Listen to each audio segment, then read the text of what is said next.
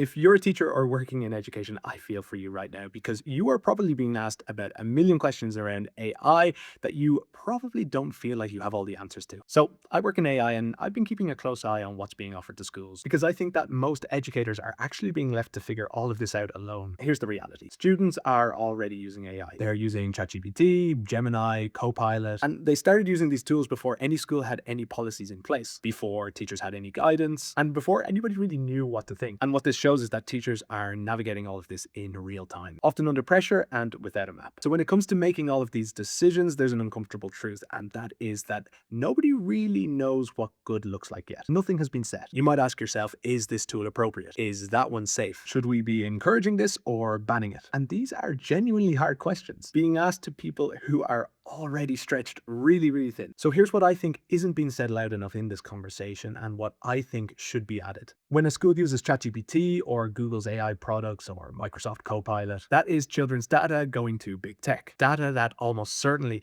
cannot be audited before it's sent, built on contracts that schools didn't negotiate, on infrastructure that locks you in, sometimes for years, before you've even understood what you agreed to. And related to this, we co-produced a film called Molly vs. the Machines, which shows what happens when a system built for commercial purposes shapes the lives of children who are still learning who they are. And the film shows that the big tech companies who built these systems have optimized for attention. And that same architecture, built by those same companies, with those same incentives, is what's being offered to classrooms. And that just doesn't really feel right. So the decisions being made right now about which tools to use, whose infrastructure is running beneath them, and what data is leaving the classroom, those decisions that are being made right now will sit inside education for a generation. So the question was never, should AI be in schools? The question is, whose AI? Built for what? And governed by who? And those questions do have answers, but it's important that educators are the ones asking them. Asking questions like, what goes into the AI? What values does it reflect? What should it never do? And that's not a technical decision. It's an educational one. And it should belong to teachers and educators, not big tech companies.